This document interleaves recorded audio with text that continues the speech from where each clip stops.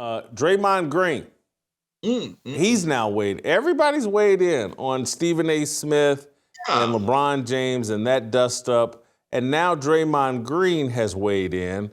We all know that Draymond Green would love to have LeBron James's baby and be teammates. I've never seen a love affair quite like Draymond Green's affinity for LeBron James. But here's Draymond on having no respect for Stephen A. Smith. You make sure you tell Stephen A. that I have zero respect for what he said yesterday. You go on TV, national TV, calling out this African-American, this black father who's raised another successful black young man. And you go on TV calling him out as a father because his son played in the NBA? That's ass backwards. You are on national TV condemning a black man as a father because his son is playing in the NBA. Like, how does that even make sense? And I told Bob that. I said, you should tell him. Like, I can't respect that. Like, if you want to talk about him as a basketball player, talk about him as a basketball player. If you want to talk about Bronny as a basketball player, go ahead. He's an NBA player. There's a lot I don't like about those comments, but I want you go first, Steve. Believe it or not, I think this is becoming really unfair to Stephen A. Smith. He gave an opinion. He gave an opinion that, by the way, most people agree with. And I don't think he was attacking him per se as a father or a black father. I think what he meant, and I think it was pretty clear, is like you're putting your son in a very unfair situation. Most people would agree with that. Stephen A. Smith's job, whether we like his opinions or not, is to give his opinion. And by the way, the more honest, the more unfiltered, the better. It is okay if we disagree with them. Now this thing is delving into this whole personal issue. And I don't know if it's about the opinion or just Stephen A., the individual. Now, that's a different argument, okay?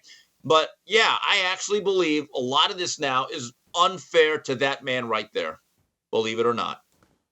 Yeah, I think it's unfair. The only reason why I won't whine too hard is because I think some of this, I feel like it's manufactured.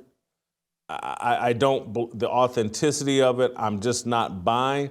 Now, let me address it, just taking things at face value. What I really, really don't like about what Draymond Green is saying, and look, it's been so normalized to talk and think this way, but it shouldn't be normal, and it's not healthy. This whole inference that I can't believe you talk about a black father this way, as if there's some special level of treatment that Stephen A. owes LeBron James because of the color of his skin. And people just say this like it's the equivalent of saying today is Tuesday. And it's like it's a settled upon fact that today is Tuesday, and it's a settled upon fact that if you have melanin or more melanin in your skin, you're not supposed to say certain things about people that share some level of your melanin. Steve, this is crazy. You can't, for all of these platforms, and again, I know this isn't ESPN, this is Draymond's own podcast, and he has freedom of speech, but for this to be normalized and sent out to young people that, hey, there's a special set of rules for black people that they have to adhere to, or they're outside the norm, or they should be rebuked. I just can't believe that's where we are as a society, but it is where we are. We've been there for a long time. It doesn't seem to be receding at all. It just seems to be getting more and more prevalent. And Draymond Green is calling for a special, and he doesn't fully understand it, but he's calling for a special set of rules for black people. This is unsustainable.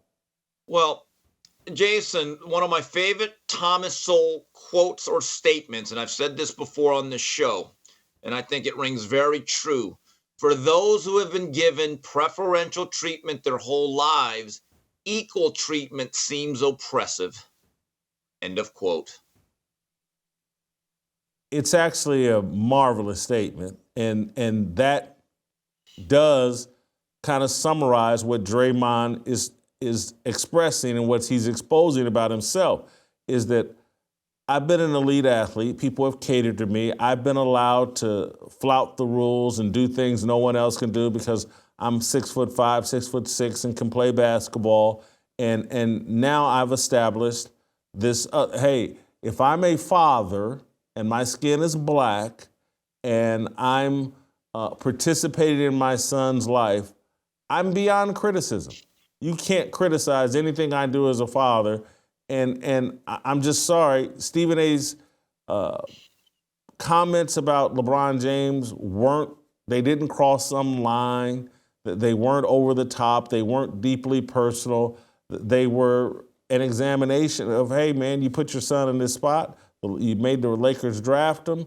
And this is the position, so Bronny's got to deal with this.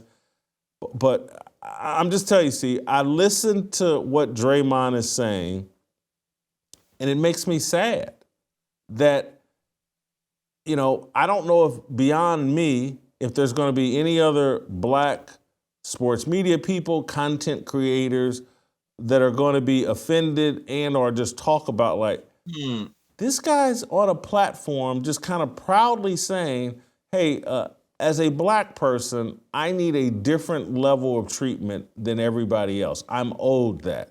And I guess he feels like he's owed that because of slavery 160 years ago or Jim Crow, which was, 70 years ago. As a black father, LeBron James is a billionaire. He needs a special level of treatment? Really? It's sad, man. My view is that in terms of the mainstream media, there will be no one that'll take your side or come out as harshly, right? But in terms of YouTube, and again, I'm not using YouTube as a pejorative. That is now the most powerful network in the world. Okay, YouTube is now mainstream to a lot of degree, but I think there are a lot of independent creators who have their own channels that are very influential, especially ones that are anti-LeBron, because there is that sentiment. I believe that there will be more than one that will take your view of this. Okay. But in terms of, let's go back to what Stephen A. Smith really said and what he really meant. I mean, I see this all the time on either the TikTok clips that have come up on Twitter, certainly Instagram and Twitter itself. There are now accounts that focus in on lampooning Bronny.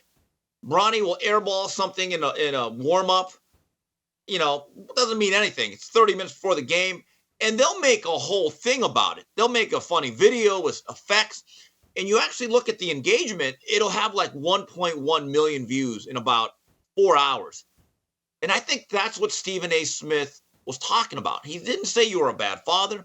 He didn't say you didn't provide, that you didn't have a great home, that you weren't a great mentor. But the position you put him in is that you've made your son, given the circumstances of how he became an NBA player, into an everyday walking potential meme. And LeBron did that. And I've been very reluctant, and all these people that, LeBron's a great father. Well, how do you know? You don't know whether he's great or bad. All you can do is evaluate what you can see. And the one thing we can see is that he forced his son into the NBA, and he's got to deal with the consequences of that, and people get to talk about that because he forced a professional sports franchise to do something for his son. It's nepotism, and people are going to talk about it. But all this whole thing, LeBron's a great father, and LeBron is above criticism, and how dare you as a black man comment on it?